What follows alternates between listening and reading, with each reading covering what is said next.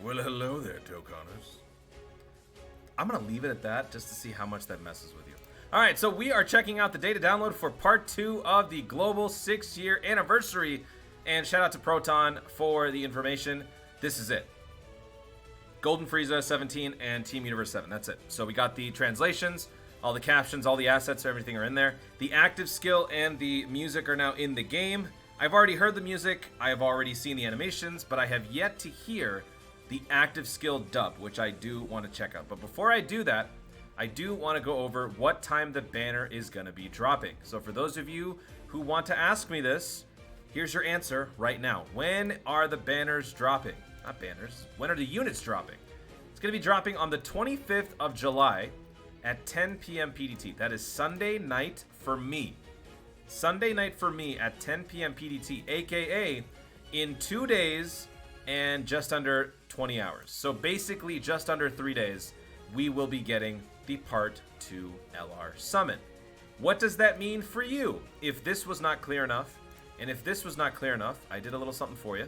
I have given you 3 major time zones in the world, so this will help you out.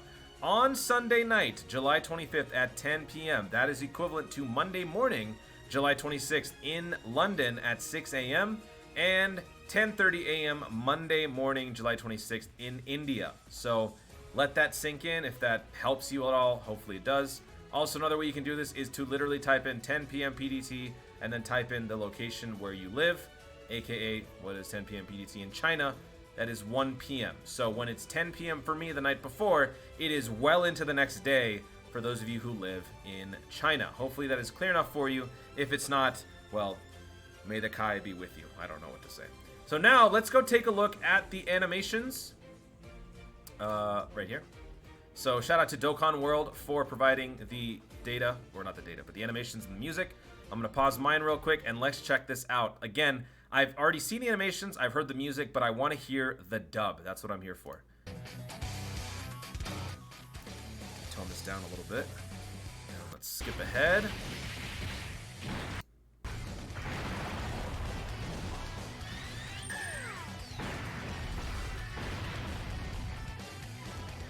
Here we go, here we go, here we go. I honestly didn't expect we'd put that much effort into slowing him down. What? I can't hear it!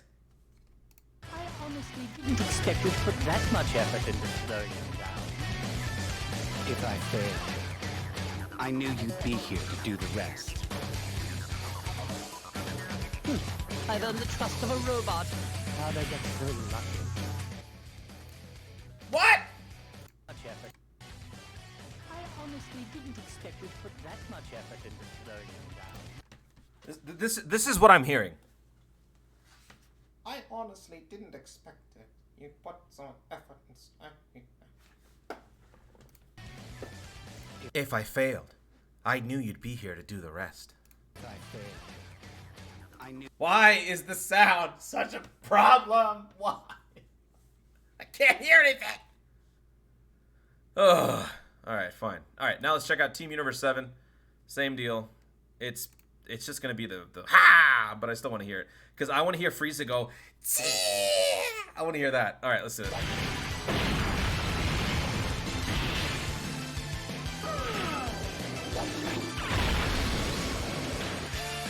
Looks like we have no choice but to attack together. Let's go.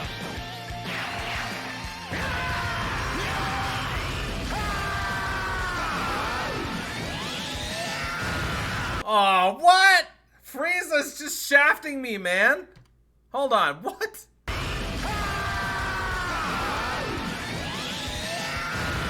Yeah, that's not how it goes. It's supposed to be. Oh, I didn't do it.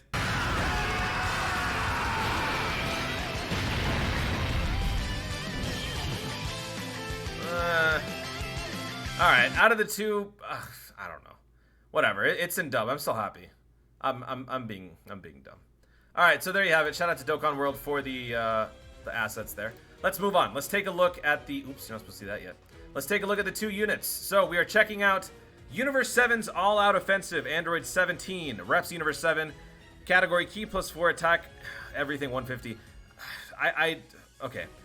Key plus 4, 100% for super int. Why is this not join forces? This is the epitome of join forces. I don't understand this. So, number one, right off the bat, my one criticism to start off is that this is join forces, but this is not join forces. What do you call this? A mosh pit? Make it a mosh pit category. I don't understand. This should be join forces, if anything, and not Universe 7. We have... How many Universe 7 leads do we have? Before the 6-year anniversary, we had 1, 2, and then a sub-lead. And then a free-to-play.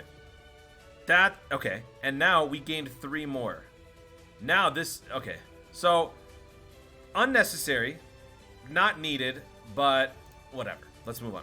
So, greatly raises attack for 1 turn, causes colossal damage to the enemy, raises allies' defense by 30% for 1 turn. Okay. Causes mega colossal, raises allies' defense, and chance to perform a critical hit by 7% for 1 turn.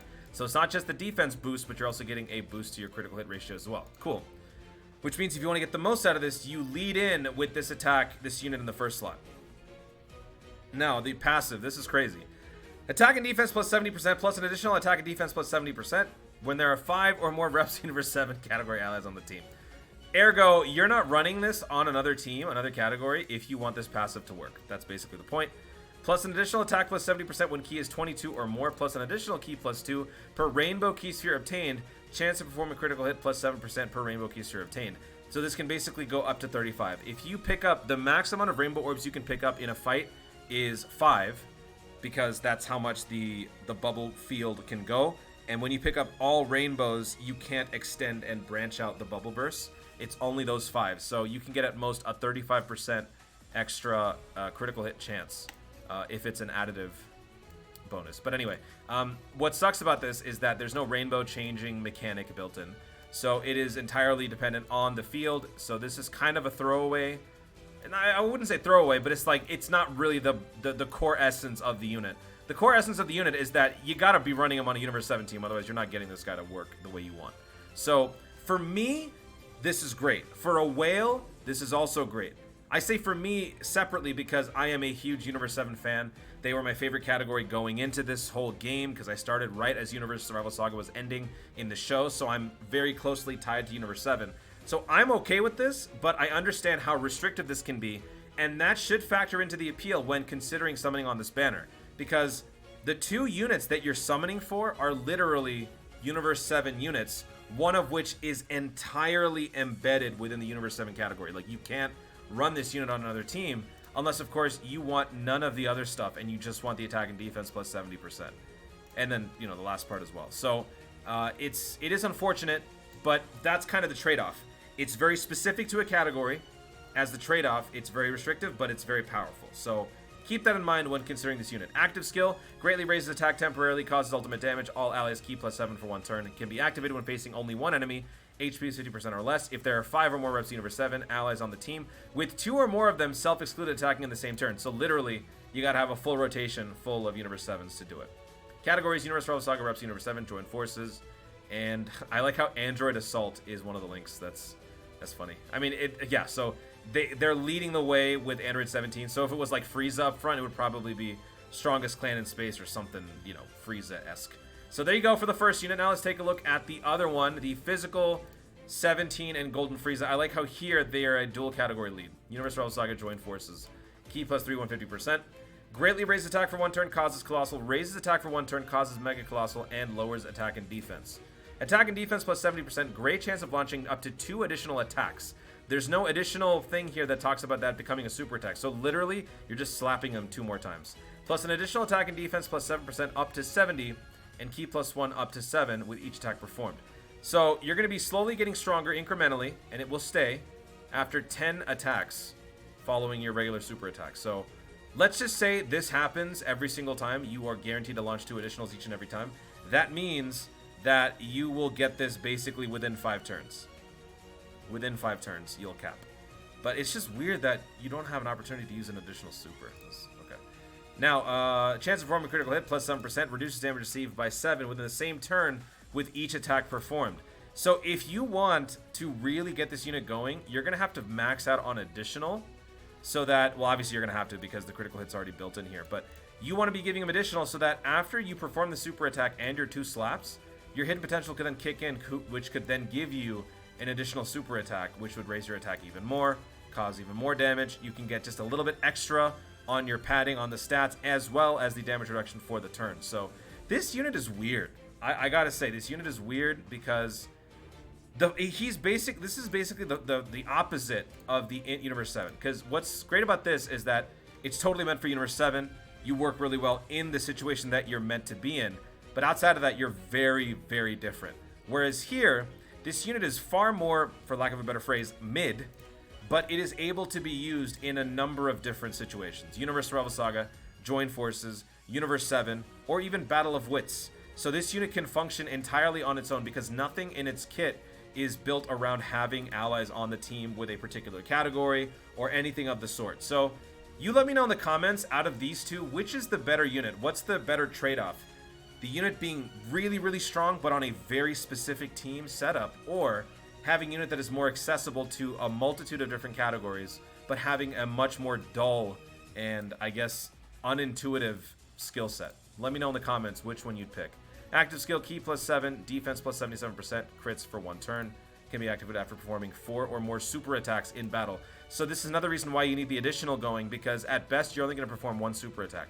So if you have more additionals in your hidden potential, you could launch a 2nd super attack, meaning after 2 turns, you'd be able to activate this active skill. So out of these 2 units, I personally like the Int one better. I will still adore both because Universe 7 is my favorite category. But this is weird, man. But hey, you gotta love the art. This is a great looking art. So now, this is the banner. I don't really think there's much else to say as far as should you summon. If you're a fan of Universe 7, you summon. If you're a fan of Universe Rival Saga, you summon. But other than that, there's really not much here. So I would really keep that in mind if I were you. Plus, I'm going to be doing a separate video on this, but there will be an opportunity to summon on this banner without using tickets. Now, that might not necessarily be the best thing. I will go into more detail in that upcoming video within the next 2 days, but there might be a way for you to summon on this without spending stones if you don't want to spend stones.